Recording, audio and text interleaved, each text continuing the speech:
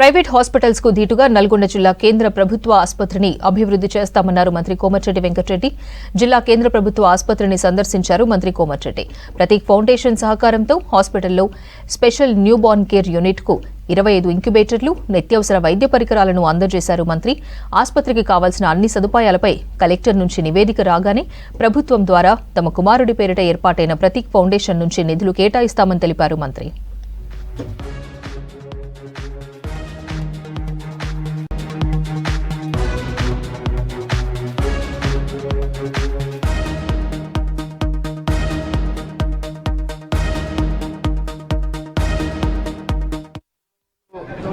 TIMS hospital 8,000 కోట్స్తో కడుతున్నాం మా R&B department.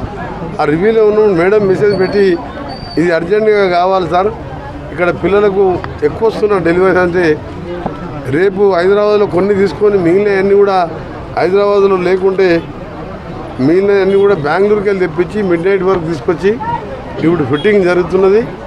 Evening వరకల్లా ఈ 10 బెడ్ వార్మర్స్తో పాటు ఇంకొక 10 వార్మర్స్ అది ముఖ్యం. ముట్టగానే గ్రామాలలో వీక్గా ఉండి కూలీ పని చేసుకుంటూ సమయానికి సరిపోయిన ప్రోటీన్ ఫుడ్ తినలేక వాళ్ళు ఎంతో కష్టాలు పేదవాళ్ళు, వారికి ఆ పుట్టిన బిడ్డ ఇప్పుడు 9 నెలలు కడుపులో ఉన్నప్పటికెళ్ళే ఎన్నో కలలు కంత ఉంటుంది. నా బిడ్డ, నా కొడుకు ఎట్లుండవు, నా కొడుకు నాకు భవిష్యత్తు అని చెప్పి అలాంటి వారికి ఇబ్బంది కలవద్దు అని మా మేడం, మా కలెక్టర్ గారు, డాక్టర్ వందన పీడియాట్రిషియన్ శ్రీనివాస్ DMHO గారు, వందన గారు అయితే నీలోఫోన్లో చేసి వచ్చి ఇలా మాకు మంచి ధైర్యాన్ని ఇచ్చింది. ఇక్కడ చాలా థ్యాంక్ యూ అండి.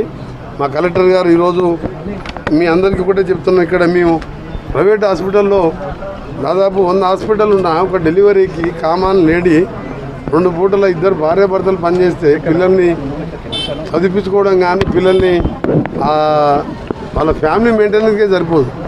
సిజేరియన్ చేసుకోవాలన్నా నార్మల్ డెలివరీ అయినా 60-70 వేల రూపాయలు ఖర్చు అవుతుంటుంది.